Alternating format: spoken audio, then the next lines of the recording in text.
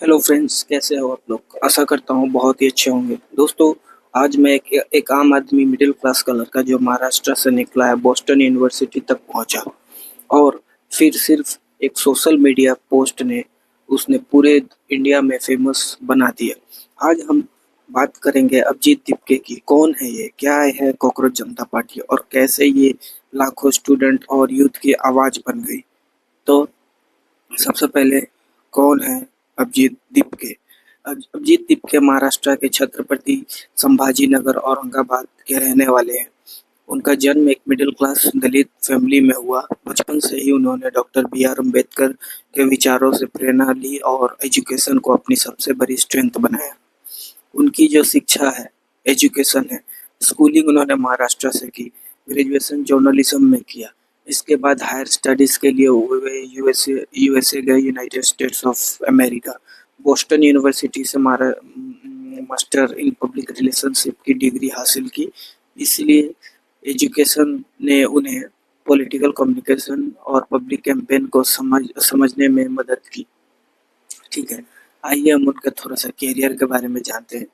India लौटने के बाद दीपके ने पॉलिटिकल कम्युनिकेशन और डिजिटल कैंपेन पर काम किया। वो कुछ समय तक आम आदमी पार्टी के कम्युनिकेशन और सोशल मीडिया कैंपेन से भी जुड़े रहे। बाद में उन्होंने इंडिपेंडेंट कैंपेन शुरू किया।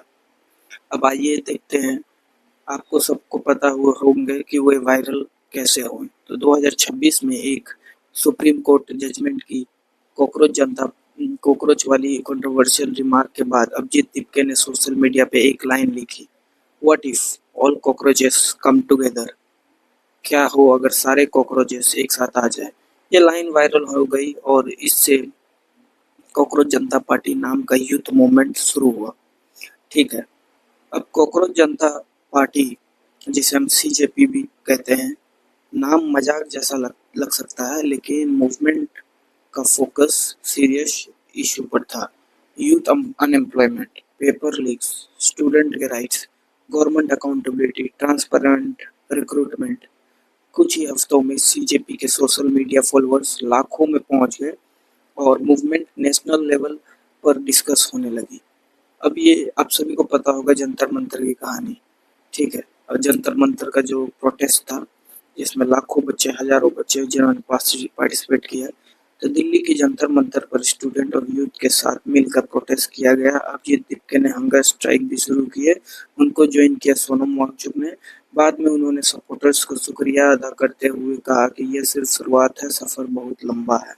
उन्होंने सोनम वांगचुक का 27 दिन जब फास्टिंग खत्म हुआ, डिमांड्स मांगी मिली।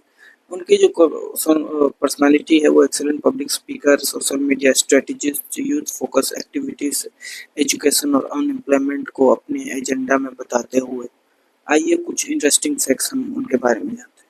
उन्होंने बोस्टन यूनिवर्सिटी से ग्रेजुएट की, पॉलिटिकल कम्युनिकेशन एक्सपर्ट हैं, सोशल मीडिया कैंपेन से नेशनल फेम मिली उनको, सीजेपी के वे फाउंडर हैं, अम्बेडकर के आइडिया से वे प्रभावित है। तो दोस्तों, जैसे कि आपको मैं बताऊं कि अभिजीत दीपके को कुछ लोग यूथ लीडर मानते हैं, कुछ लोग पॉलिटिकल स्ट्रेटजीज और कुछ लोग मूवमेंट से सहमत नहीं होते। लेकिन एक बात तय है, 2026 में उन्होंने स्टूडेंट्स और अनएम्प्लॉयमेंट की मुद्दों को नेशनल डिस्कशन का हिस्सा बना दिया। आपका क्या राय है? क्या अभिजीत दीपके का मूवमेंट इंडिया की पॉलिटिकल और एजुकेशन सिस्टम में बदलाव ला सकता है? कमेंट करके जरूर बताएं। अंत में उन्हें 27 दिन की जो फास्टिंग थी सोनम वांगचुक का, वो खत्म हुआ और सोनम वांगचुक को जेपी नड्डा जी और एक और मंत्री उनके साथ आए और उन्हें आश्वासन दिए कि आपकी मांग मिली जाएगी। और अंत में एजुकेशन मिनिस्टर धर्मेंद्र प्रधान जी रिजाइन दिए और जितने जितने बच्चों पे एफआईआर लगी हुई है उन्हें उन बच्चों पे एफआईआर हटाया जाए। हाल फिलहाल जब मैं ये वीडियो रिकॉर्ड कर रहा हूँ तो आ, आज है आपका 26 तारीख, कल 27 तारीख, कल लास्ट अल्टीमेटम है। तीसरी मांग थी, जिन बच्चों का डेथ हुआ उनको 1 करोड़ रुपया मुआवजा पे दिया जाए, पर सरकार ने राशि तय नहीं की है। उन्होंने कहा कि एक मूल्य राशि दी जाएगी।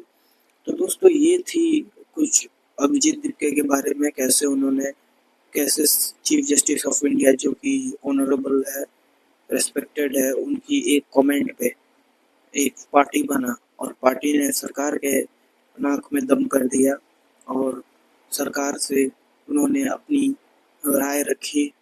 बहुत ही प्रोटेस्ट बहुत ही नॉन वायलेंट था, बहुत ही प्यार से, बहुत ही आराम से प्रोटेस्ट हो रहा था। और जिस दिन उन्होंने 20 जुलाई का डेट रखा था जंतर मंतर से संसद भवन की मार्च तक, उस दिन जो लाठियों से बच्चों को पीटा गया वो बहुत ही निंदनीय थी, बहुत ही अपराधजनक था। ऐसे नहीं होना चाहिए। जब कोई मूवमेंट नॉन वायलेंट होता है तो उनकी बातें सुननी चाहिए।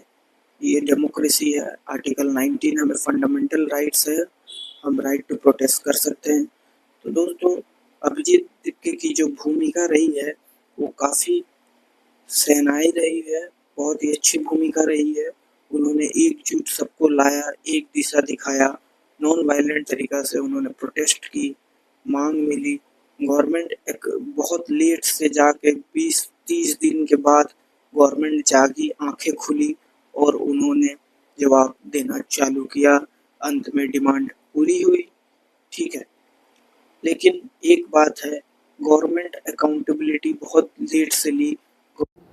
बल होना चाहिए, हम गवर्नमेंट चुनते हैं, हमारी वोट उन्हें पावर देती है, ठीक है।